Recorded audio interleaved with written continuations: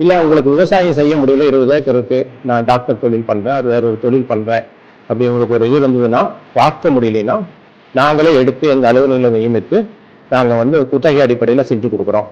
அதுக்கும் 2-3 ஸ்கீம் வச்சிருக்கோம். எங்கள் ஆலை அலுவலர்களை தொடர்பு கொண்டீங்கன்னா அந்த ஸ்கீமை பற்றி எக்ஸ்பிளைன் பண்ணுவாங்க.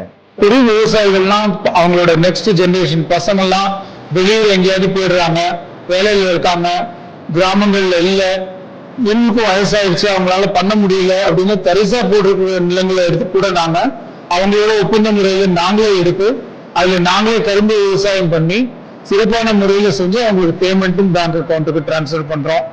இல்லைன்னா உங்க நிலத்தை வந்து குத்தகை கொடுங்க, நாங்க குத்தகை வேற பிடிச்சு உங்களுக்கு குத்தகை பணத்தை வந்து கரும்பு துறையத்திலிருந்து பிடித்து உங்களுக்கு கொடுத்துடுறோம்.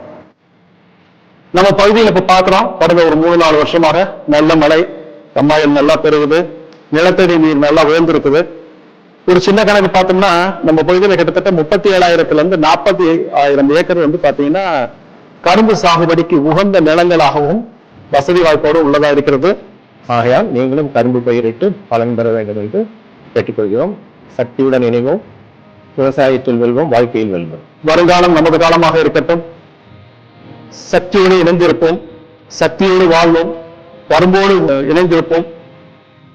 நம் வாழ்வு சிறக்கட்டும். நன்றி, வணக்கம்.